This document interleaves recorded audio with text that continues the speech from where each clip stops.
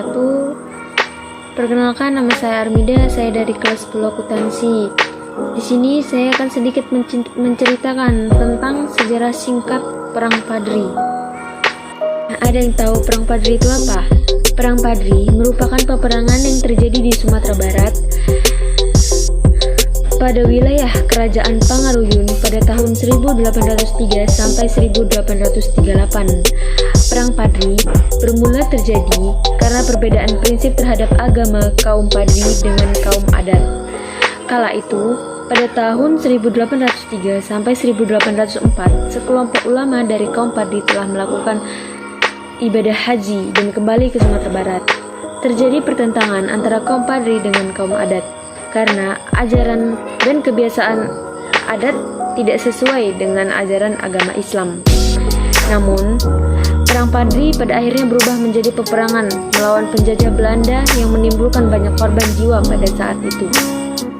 Untuk kronologi Perang Padrinya, Perang Padri ini dimulai dengan pertentangan kaum Padri terhadap kebiasaan buruk yang terjadi di masyarakat Sumatera Barat kala itu.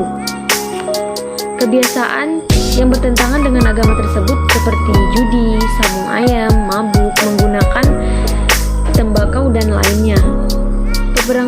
Perang Padri ini melibatkan suku Minang dan Mandailing. Pada kaum Padri dipimpin oleh Harimau Nan Salapan dan kaum adat dipimpin oleh Sultan Arifin Mangisyah. Perang Padri ini dimulai pada tahun 1821 yang mana Belanda telah menduduki beberapa wilayah di Sumatera Barat. Peperangan berangsur hingga 1835 dan terjadi gencatan senjata dan dimulainya perjanjian Masang karena pada saat itu Belanda juga sedang tidak menghadapi peperangan melawan Pangeran Diponegoro di Jawa dan mengeluarkan biaya yang banyak. Untuk kronologinya kita bisa lihat di samping contoh foto peperangannya.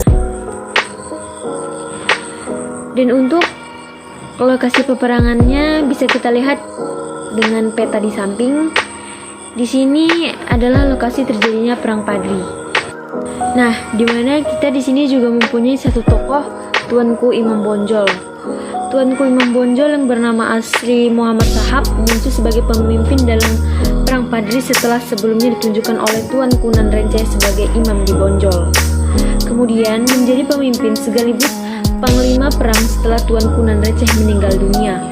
Pada masa kepemimpinannya, ia mulai menyesali beberapa tindakan kekerasan yang dilakukan oleh kaum Padri yang terdapat dalam memorinya. Walau di sisi lain, fanatisme tersebut juga melahirkan sikap kepahlawanan dan cinta tanah air. Nah, di sini mereka juga memiliki taktik serangan gerilya yang diterapkan kaum Padri kemudian berhasil memperlambat gerak laju serangan Belanda ke benteng Bonjol. Bahkan, dalam beberapa perlawanan hampir semua perlengkapan perang pasukan Belanda seperti meriam beserta pembekalan lainnya dapat dirampas. Pasukan Belanda hanya dapat membawa senjata dan pakaian yang melekat di tangan dan badannya.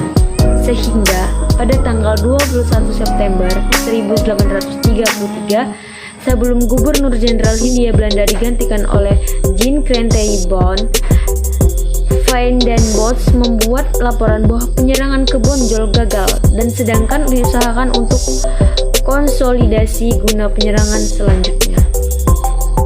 Nah, akhir dari peperangan tersebut, meskipun pada tahun 1837 benteng Bonjol dapat dikuasai Belanda dan Tuanku Imam Bonjol berhasil ditipu dan ditangkap, tetapi peperangan ini masih berlanjut sampai akhirnya benteng berakhir.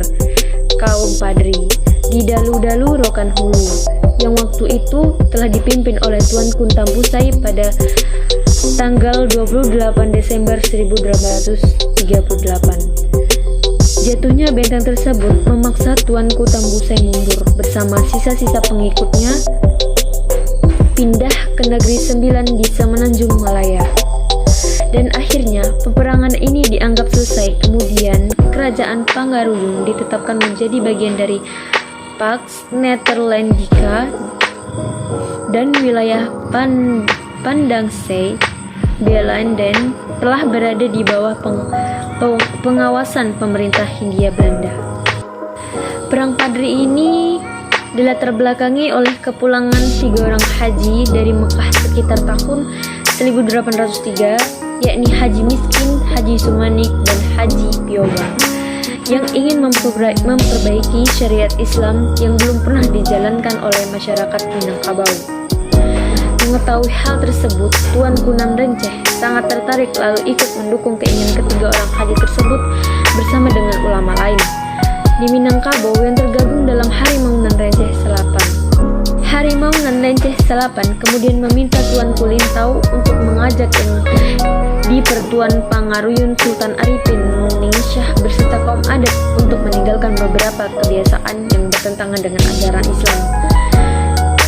Dalam beberapa perundingan, negara dalam kerajaan Pangaruyun bergejolak, puncaknya pada tahun 1815. Kaum Padri di bawah pimpinan Tuanku Pasaman menyerang kerajaan Pangaruyun dan pecahlah peperangan di Tokoh Tengah.